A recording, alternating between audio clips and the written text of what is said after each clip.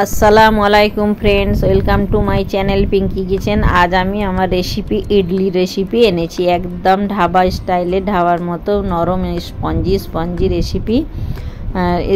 Spongy একদম, মানে idli, sorry recipe না ইডলি।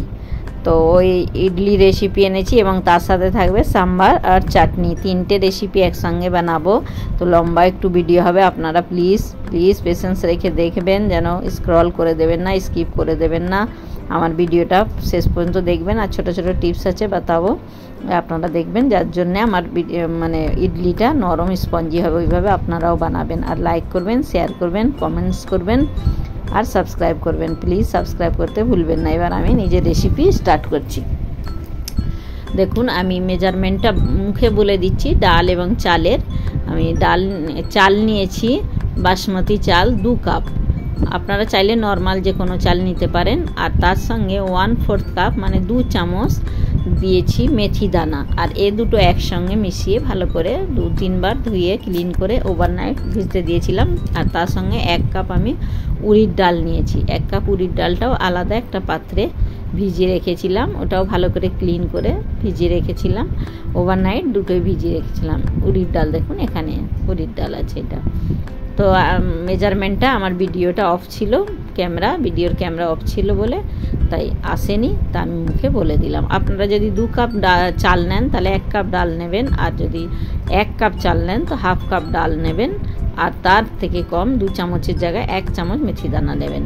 এবার আমি ভালো করে ধুয়ে নিয়েছি আরেকবার, আর পেস্ট বানিয়ে নেবো। সব ডাল এবং চাল সব একসঙ্গে পেস্ট বানিয়ে নেবো, এক এক করে পেস্ট বানাবো। আপনারা আমি যেরকমভাবে বানাচ্ছি এইভাবে বানাবেন। আর নরম হওয়ার প্রথম টিপস হলো ওভারনাইট ভিজোতে হবে। যত লম্বা ভিজোবেন তত ভালো স্পঞ্জি বানবে, কোনো সোডা লাগবে না, কিছু না। এভাবে আমি সব পিষে নেবো। একদম ঠিক ব্যাটার চাই। দেখুন আমার ব্যাটারটা একদম খুব সুন্দর হয়েছে, এইরকমই চাই। তো এভাবে আমি ডাল চাল সব পিষে নেবো, আপনারাও সব পিষে নেবেন। ডাল পিষে নিয়েছি, এবার চালগুলোও পিষে নেবো। একটা ভিডিও করতে অনেক মেহনত লাগে, লাগান লাগে, সময় লাগে। তো দিল থেকে বানাই, তো আপনারা প্লিজ লাইক করবেন। এখন ডাল পেশা হয়ে গেছে, লাইক করবেন, সাবস্ক্রাইব করবেন। হ্যাঁ, সাবস্ক্রাইব করতে ভুলবেন না।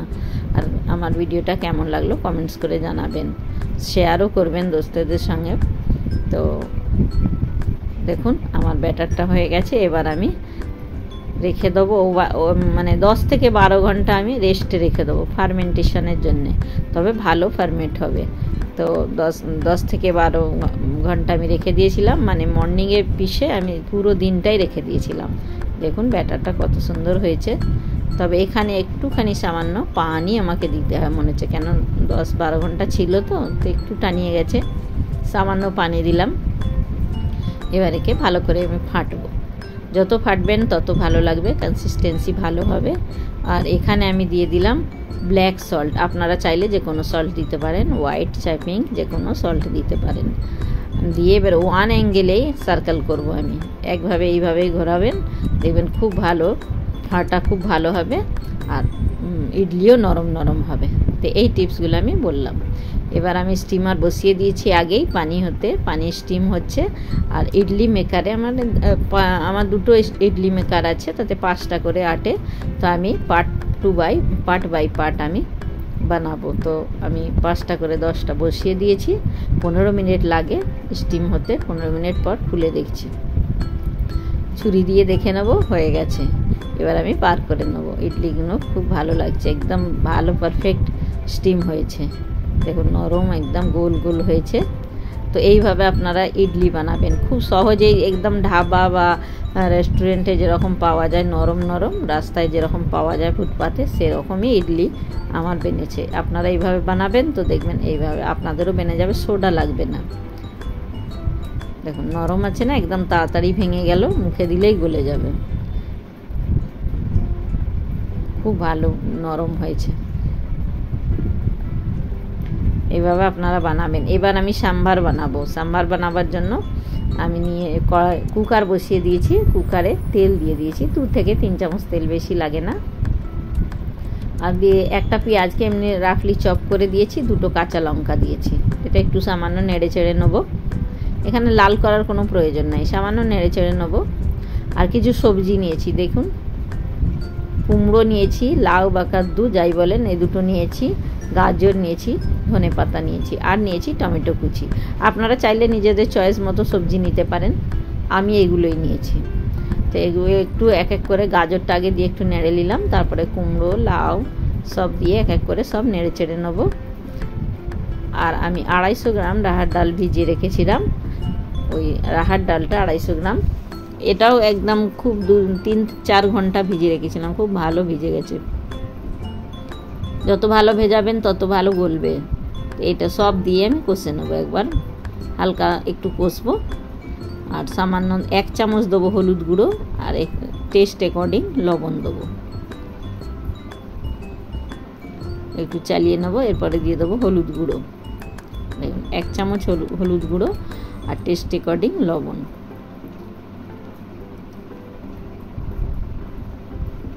দিয়ে পানি দেবো। তারপরে আমি দিয়ে দেবো টমেটো কুচিও আছে, ওগুলো দিয়ে দেবো। আপনারা চাইলে বেশিও দিতে পারেন, আমি 2টো টমেটোকে কুচিয়ে নিয়েছি, মিডিয়াম সাইজের টমেটো।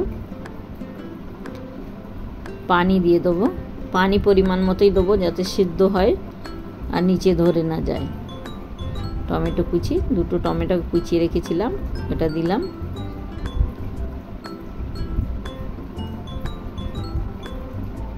এবার আমি কুকার কভার করে দেবো, 4 থেকে 5টা সিটি লাগাবো, তারপরে খুলে দেখব। সিটি হয়ে গেছে, খুলে দেখব কীরকম গলেছে। আশা করি পুরো গলে গেছে। হ্যাঁ, সুন্দর গলেছে, দেখুন কত সুন্দর একদম গলে গেছে।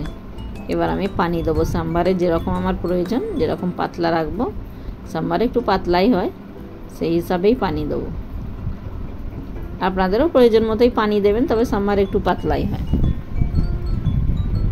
ধনেপাতা কুচি দিয়ে দেবো,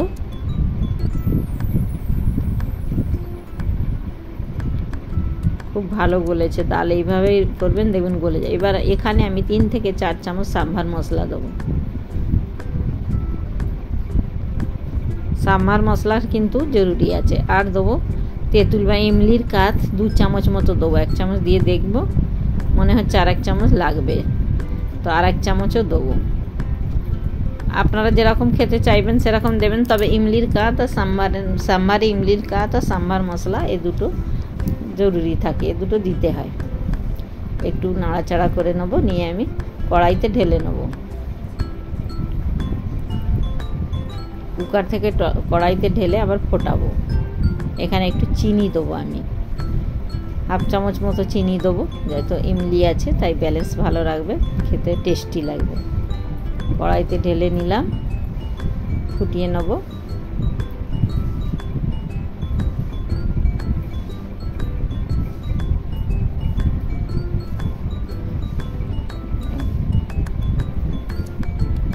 চাপা দিয়ে ফুটিয়ে নেব। আর ওদিকে ফুটতে থাকবে, এদিকে আমি সাম্বারের ছক বা বাঘার দেবার জন্য অন্য কড়াই বসিয়ে দিলাম। কড়াইতে তেল গরম হয়ে গেছে, 2 চামচ মতো তেল দিয়েছি, তেল গরম হয়ে গেছে। রাই দিয়ে দিলাম, রাইটা একটু গরম হয়ে যাবে, দিয়ে দেবো শুকনো লঙ্কা আর কারি পাত্তা দিয়েছি, দিয়ে একটু নাড়বো।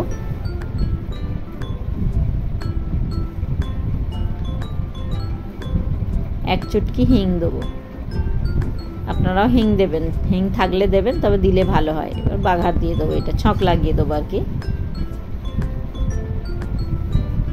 সাম্বারে খুব ভালো সেন্ট ছেড়েছে, খুব সুন্দর সাম্বার হয়েছে, খেতে খুব টেস্টি হবে সাম্বারটা।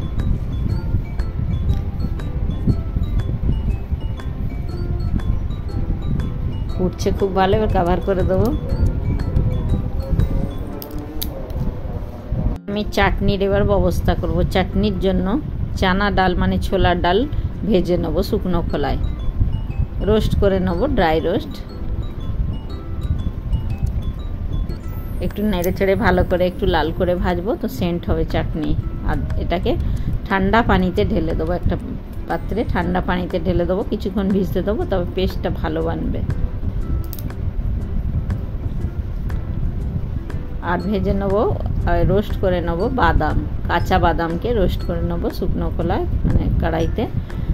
এগুলো চাটনিতে লাগবে, আপনারা চাইলে নারকেলও দিতে পারেন। আমি বাদাম দেবো, ছোলার ডাল বা চানা ডাল দেবো, এগুলো দিয়ে বানাবো। আর একটা ভিডিও অনেক মন থেকে করি জানেন, আপনাদের কাছে রিকোয়েস্ট রইল। আর শুকনো লঙ্কা ড্রাই করে নেব, ভেজে নেব। আপনারা আমার চ্যানেলটা সাবস্ক্রাইব করবেন, আমি অনেক আশা করেই মানে ভিডিওটা ছাড়ছি। আপনারা প্লিজ সাবস্ক্রাইব করবেন।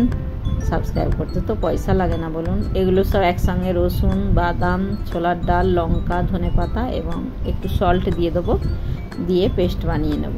তাহলে আমার সাম্বার এবং চাটনি আর ইডলি রেসিপি রেডি হয়ে যাবে। এইভাবে আপনারা বানাবেন। একটু আমি পানি দেবো, দিয়ে পেস্ট বানাবো।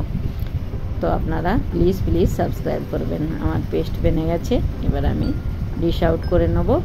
আর নরম নরম একদম স্পঞ্জি স্পঞ্জি ইডলি, চাটনি আর সাম্বার এগুলোই আপনাদের দেখাবো। দেখুন চাটনি বেনে গেছে, একটু মিক্সার ধুয়ে পানি দিয়ে দিলাম মিক্সার গ্রাইন্ডারে, ওতে যেগুলো লেগেছিল তো চলে এলো। চাটনিও দেখুন একদম পারফেক্ট চাটনি বেনেছে। এবার চাটনিকে আমি বাঘার দেবো। চাটনিকে ছক লাগাবো মানে বাঘার লাগাবো। রাই দিয়ে দেবো তেলে, কড়াইতে তেল গরম হয়ে গেছে। শুকনো লঙ্কা দেবো আর কারি পাত্তা দেবো,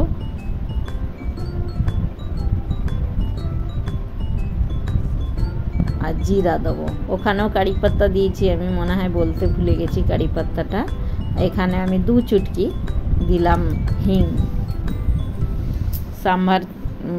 সাম্বার যে চাটনি বাঘার দিয়েছি ওখানেও আমি দিয়েছিলাম কারি পাত্তা, এটা বলতে ভুলে গিয়েছি। এখানেও কারি পাত্তা দিলাম।